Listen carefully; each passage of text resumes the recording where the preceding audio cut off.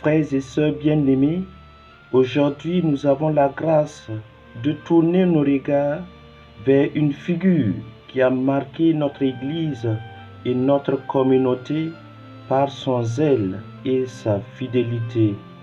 Monsieur l'abbé Joanny Pierre Nana. Monsieur l'abbé Joanny Pierre Nana est né en 1939 à Ouagadougou de Véronique et de François Nana. Il fit son école primaire à Toussiana, puis son secondaire au petit séminaire de Nassau. Il est accueilli au grand séminaire de Koumi pour la philosophie et la théologie.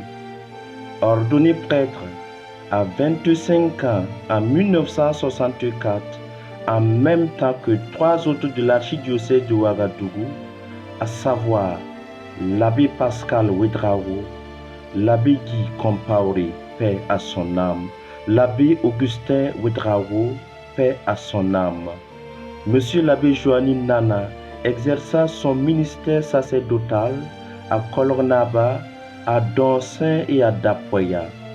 Secrétaire épiscopal, il accompagna Monseigneur Paul Zougrana, qui deviendra plus tard le cardinal Paul Zougrana, lors de ses voyages à Rome. Lorsque le président Sékou Touré a renvoyé les missionnaires étrangers de la Guinée, le cardinal Paul Zougrana envoya M. l'abbé Joanny Pierre Nana en Guinée. Il s'occupera des secteurs de Kirikou, de Zérékoré et de Kindia. Il est nommé ensuite curé à la cathédrale de l'Immaculée Conception de Ouagadougou. Par la suite, l'archevêque de Ouagadougou voulait ouvrir son archidiocèse à d'autres zones linguistiques que le français. Il envoyait donc M. l'abbé Joanny Nana en Allemagne pour des études en théologie. Il sera nommé recteur de l'Institut catholique de l'Afrique de l'Ouest ICAO à Abidjan. Il assurera les fonctions de proviseur puis de vice-recteur et de recteur. Il dirigea l'institution avec compétence. C'est là que la maladie surviendra, entraînant son décès le 11 août 1991. Il avait alors 52 ans, dont 27 ans de vie dans le sacerdoce. Alors qu'il était curé de la paroisse cathédrale de Ouagadougou, Monsieur l'abbé Joanny Nana admettra à son conseil des laïcs que les religieuses fassent partie des ministres extraordinaires de la communion. En effet, Rome avait autorisé la création des ministres extraordinaires de la communion. L'abbé Raphaël Tiendrebeogo, alors vicaire, consulta le conseil paroissial des laïcs. Qui peut-on admettre pour qu'il soit ministre extraordinaire de la communion? Les catéchistes et les religieuses sont écartés. Seuls les frères des écoles chrétiennes et les frères de la Sainte Famille seront acceptés.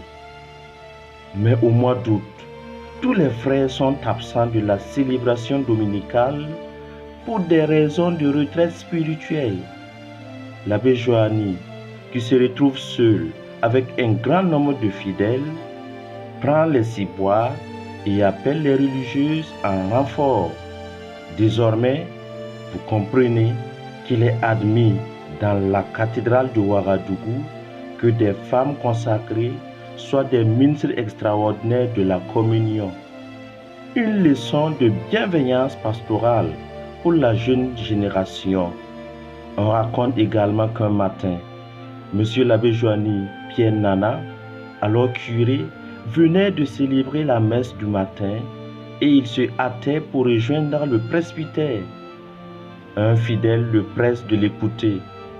Après lui avoir montré son mécontentement, il se résout à l'écouter. Le fidèle lui annonce alors le décès de son enfant.